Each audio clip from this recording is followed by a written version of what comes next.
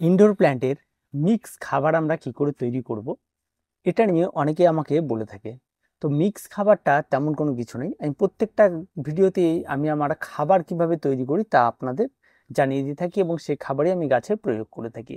তো আজকে মূলত মনে হলো না মিক্স খাবার সেভাবে ভিডিও করা না, একদম ডিটেলস আপনাদের জানিয়ে দিই এবং এখানে কি কি মেশানো হয় কি কি থাকে তা সমস্ত কিছু। কারণ বারবার আমরা সব ভিডিওতেই বলি গাছে একটা নির্দিষ্ট সময় পর মিক্স খাবার দেওয়ার প্রয়োজন রয়েছে। তো আজকে আমরা মিক্স খাবার কিভাবে প্রস্তুত করবেন সেটা আপনাদের দেখিয়ে দেবো, আর তার সঙ্গে সঙ্গে গাছে তার কি করে প্রয়োগ করতে হবে এবং তার প্রয়োগ করে তার ফায়দা কি করে নিতে হবে সেটাও আপনাদেরকে জানিয়ে দেওয়া হবে। তো সবার প্রথমে চলে আসি মিক্স খাবার তৈরির বিষয়। মিক্স খাবার তৈরি করার জন্য একটা নির্দিষ্ট রেশিও থাকে। এই রেশিওটা আমরা কি বলি, যে 2 চামচ ভার্মি কম্পোস্ট। 2 চামচ ভার্মি কম্পোস্ট আমি এখানে হাত দিয়ে একটা আইডিয়া করে নিয়ে নিচ্ছি দুবার করে। আর তার সঙ্গে যে ভার্মি কম্পোস্ট আমরা এখানে দেখতে পাচ্ছি এটা অনেকটা দানাদার রাসায়নিক সারের মতো দেখতে, তবে এটা কোনো রাসায়নিক সার না, এটা পুরোপুরি ভার্মি কম্পোস্ট। আপনারা যে কোনো রাসায়নিক বা কীটনাশকের দোকানে গেলেও কিন্তু আপনারা ভার্মি কম্পোস্ট ক্রয় করতে পেয়ে যাবেন, যে যেখানে যে রেটে পেয়ে যাবেন সেখান থেকে কিনতে পারবেন। কারণ আমি যেগুলো কিনেছি এগুলোর দাম নিয়েছে 50 টাকা কিলো, এটার দাম একটু বেশি নেয়। আর মোটামুটিভাবে 10 টাকা 15 টাকা থেকে স্টার্ট হয়, অনেক রকমই পাওয়া যায়। এবার ভার্মি কম্পোস্ট 2 চামচ, তার সঙ্গে হাড় গুঁড়ো। হাড় গুঁড়োটা কি 1 চামচ। এটার মধ্যে কি রয়েছে, প্রচুর পরিমাণে ফসফরাস রয়েছে যা গাছের রুট সিস্টেমকে খুব ভালো রাখে, তাই হাড় গুঁড়োটা কিন্তু অবশ্যই আপনারা নেবেন। হাড় গুঁড়ো তার সঙ্গে মিশিয়ে দেবেন 1 চামচ। এবার এর সঙ্গে 1 চামচ শিংকুচি মিশিয়ে দেবেন। এই শিংকুচির মধ্যে যেমন ফসফরাস রয়েছে তার থেকেও বেশি পরিমাণে রয়েছে নাইট্রোজেন, তাই এটা ভীষণ প্রয়োজন রয়েছে, এটা আপনারা মিশিয়ে দেবেন। এবার এর মধ্যে আপনারা ব্যবহার করবেন নিম খোল 1 চামচ। এই 4টা আইটেম দিয়ে আমরা মিক্স খাবার তৈরি করি। যে কোনো বিগিনার হোক বা আপনার পুরনো হোক, যে কোনো বাগানের ক্ষেত্রে এটা তৈরি করা খুব ইজি। এর মধ্যে তেমন কোনো কিছু নেই, খুব সহজ একটা খাবার, এটা প্রত্যেকেই তৈরি করতে পারবে। এবার আপনি এই খাবারকে আরো বাড়িয়ে তুলতে চান, আরো কিছু আপনি অ্যাড করতে চান, সেই সম্পূর্ণ ব্যাপারটি আপনার নিজের। আপনি যদি মনে করেন এর সঙ্গে রাসায়নিক সার মেশাতে পারেন, তবে সেগুলো নিয়ে আমাদের কিছু বলার নেই, সেটা সম্পূর্ণ আপনাদের মতামত। অনেকেই রয়েছে অনেক রকম সিক্রেট খাবার তৈরি করছে, তার মধ্যে কিছু একটা মিশিয়ে দিচ্ছে, তারপর সিক্রেট খাবার তৈরি হচ্ছে। তো সেরকম মেশানোর কোনো কিছু নেই এখানে, এখানে যেটা প্রয়োগ করা হয় সেটা আপনাদের দিকে তাহলে। এবার এই খাবারটিকে মাখিয়ে নেবেন, মাখিয়ে নিয়ে প্রত্যেকটা গাছে প্রয়োগ করবেন।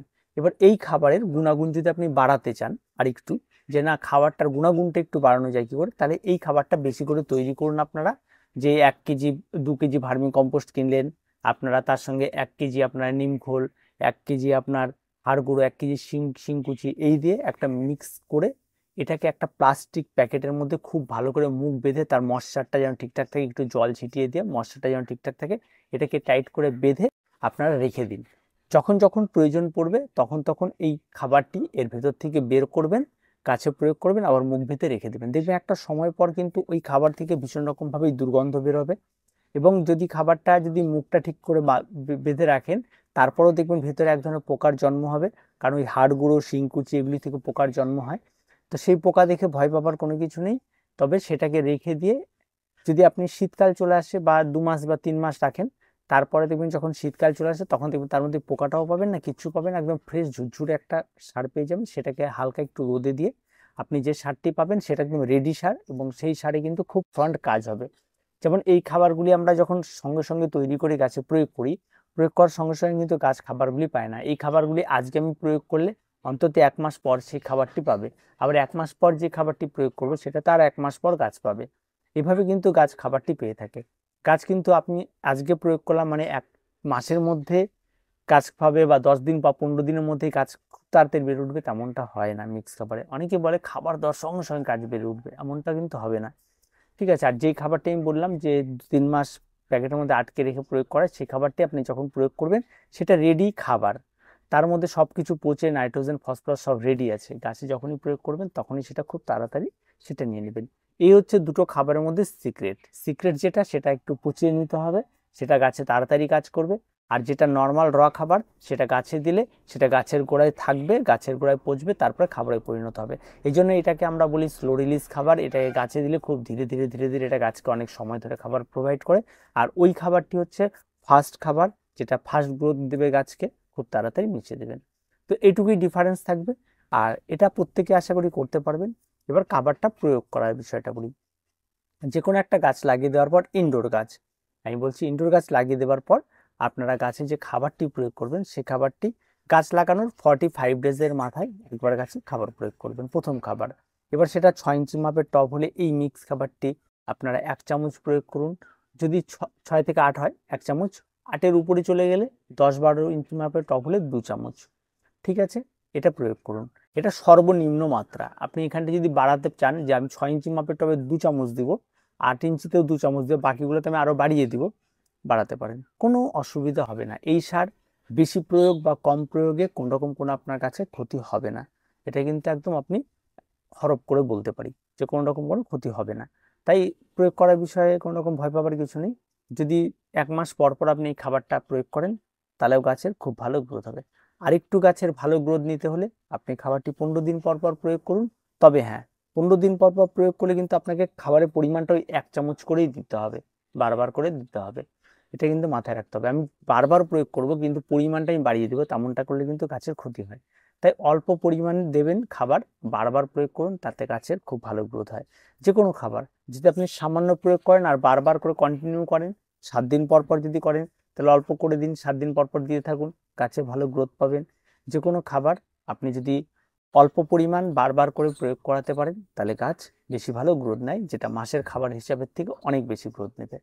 তাই সেটা সম্পূর্ণ আপনার মতামত, আপনার সময়ের উপরে, আপনি কতটা সময় দিতে পারবেন, আপনি সাপ্তাহিক প্রয়োগ করবেন না আপনি মাসে প্রয়োগ করবেন, সেটা আপনার উপরে। তবে হ্যাঁ, দুটো ক্ষেত্রেই গাছ বাড়বে, একই রকম গাছ হবে। গাছের গ্রোথ অ্যাভারেজ 1 বছর পরে গিয়ে আপনাকে সেটা মেলাতে হবে যে আমার গাছের গ্রোথটা কতটা কি হলো। আপনি চোখের সামনে সামনে প্রতিদিন মেলাবেন তাহলে কিন্তু হবে না। আপনি গাছ লাগিয়েছেন ঠিক 1 বছর পর আমার গাছের গ্রোথটা কোথায় গিয়ে দাঁড়ালো, আর ওই 1 বছরের মাথায় কোনো গাছের গ্রোথ সর্বোচ্চ কত হতে পারে সেটা আপনি একটা নেটে সার্চ করে একটা আইডিয়া নিয়ে নিতে পারেন। এবার আসি কিছু রাসায়নিক খাবারে।